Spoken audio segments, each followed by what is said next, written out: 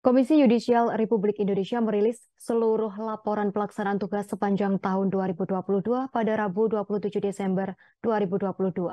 Juru bicara KY Miko Ginting mengatakan dalam laporan akhir tahun ini, KY menyampaikan beberapa poin terkait dengan capaian kinerja KY, termasuk isu-isu hukum peradilan. Tak hanya keterangan dari Miko berdasarkan informasi resmi dari KY yang diterima, ada beberapa laporan utama yang disampaikan pada rilis hari ini 28 Desember 2022. Informasi lengkapnya akan dilaporkan oleh rekan Rizky Sandi Saputra, reporter Tribunnews. Silakan laporan Anda, rekan Rizky Sandi Saputra. Ya, selamat sore Justina dan juga Tribuners. Benar pada hari ini Rabu 28 Desember 2022, Komisi Yudisial Republik Indonesia menyampaikan hasil atau rilis laporan akhir tahun di mana mereka menyampaikan terkait dengan capaian-capaian atau kinerja dari Komisi Yudisial terkait dengan pemantauan kinerja hukum peradilan dalam hal ini kinerja hakim dan juga kode etik hakim. Di mana tadi dalam laporannya Ketua Bidang Pengawasan dan Investigasi KY yakni Joko Susanto menyatakan kalau pihaknya selama 2022 dari mulai bulan Januari hingga November kemarin menerima sedikitnya 2.661 laporan terkait dengan kinerja atau kode etik hakim selama persidangan gitu. Laporan tersebut diterima oleh KY berdasarkan beberapa sarana termasuk media online dan juga secara langsung. Dari keseluruhan atau dari 2.661 laporan tersebut, 19 hakim diantaranya dikenai sanksi, mulai dari sanksi ringan, sanksi sedang, hingga sanksi berat. Adapun ada 3 majelis hakim yang dijatuhi pidana, maksud saya sanksi berat dalam hal ini pemberhentian tidak dengan hormat.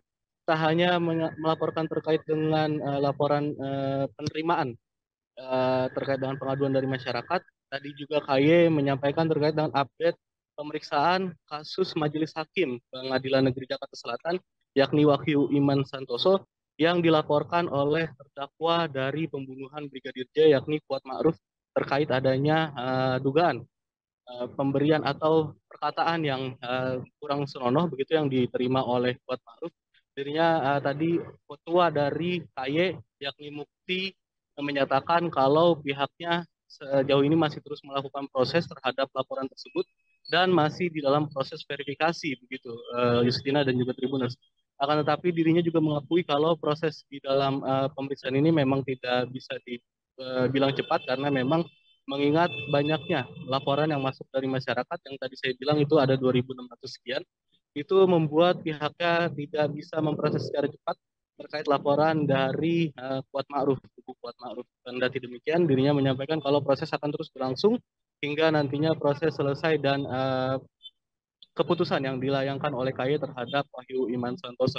Tak hanya itu, tadi juga mereka menyampaikan terkait dengan adanya info seleksi calon Hakim Agung untuk Mahkamah Agung. Kendati demikian, belum disampaikan secara rinci karena memang proses masih terus berjalan dan ada beberapa diantaranya masih di dalam proses di DPR, begitu Justina dan juga Tribuners. Mungkin itu yang bisa disampaikan. Saya Rizky Sani Saputra melaporkan dari Keramat, Jakarta Pusat, kembali ke studio. Baik, terima kasih atas laporan Anda, rekan Rizky Sandi Saputra dari Tribunnews. Selamat bertugas kembali. Berikut kami tampilkan wawancara bersama Ketua Komisi Yudisial Republik Indonesia, Mukti Fajar Nurdewata. Saat ini belum bisa menyimpulkan apakah ada atau tidak pelanggaran kode etik dalam persidangan tersebut. Namun nanti pada waktunya kami akan menyampaikan kesimpulan dan akan menyampaikan pada publik. Kemudian terhadap laporan dari salah seorang terdakwa AM terhadap hakim kepada KY, ini sesuai tugas KY. KY telah memproses hingga tahap verifikasi untuk memeriksa kelengkapan secara formil dan material dari laporan tersebut. Selanjutnya untuk tugas peningkatan kapasitas hakim, KY telah menyelenggarakan 10 forum PKH yang diikuti 600 hakim. Nah, nanti detailnya bisa disampaikan oleh. Terima kasih sudah nonton. Jangan lupa like, subscribe, dan share ya.